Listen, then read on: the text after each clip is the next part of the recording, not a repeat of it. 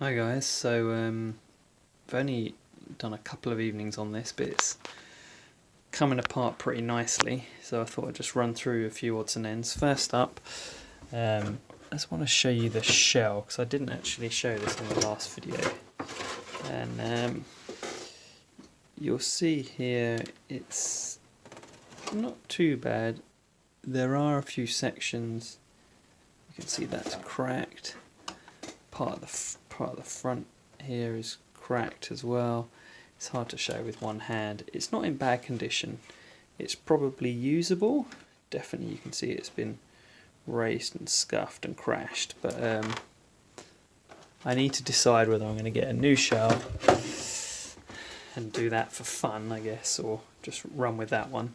What else have I done? Okay, so wheels and tyres have come off. These are in pretty ropey state. I'll try and clean them up, but you can see where they've been kind of bashed and crashed around a little bit. This one especially doesn't look too good. Most of the tyres were okay, but one of the tyres, you can see the age there, the tread's gone, that's gone.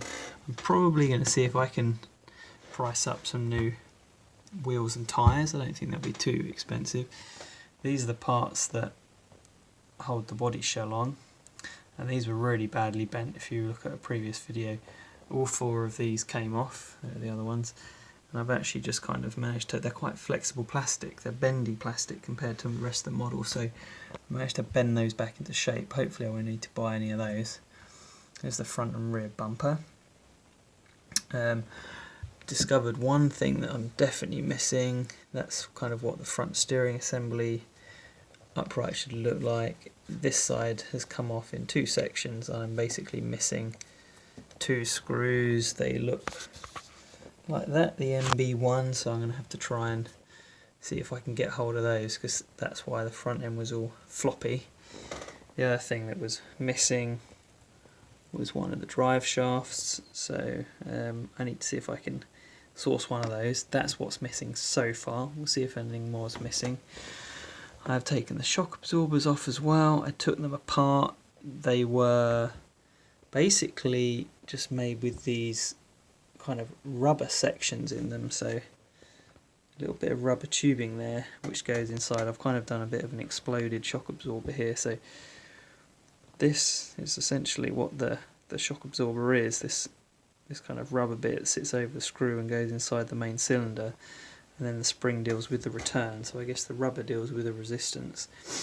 They actually, it's quite simple, but they work really, really well. So I don't think I'm going to mess around taking the other three apart, because there's not a lot in there to recondition. The rubber seems fine, they all seem fine, so I'm going to leave it at that, I think. The only other thing to mention is the car. When I took the shock absorber off and got a bit better access, I haven't even taken it all off yet, but I noticed quite a few things magnetised to the motor, so it looks like there's a split pin and a screw on there. I think there might be another split pin underneath and another screw, so there's a couple of things that maybe I thought were missing. I've actually got more things on the motor. So so there we go. I think I started on about number 27 in terms of the instructions, and pretty much down to number 18, so it's coming along nicely.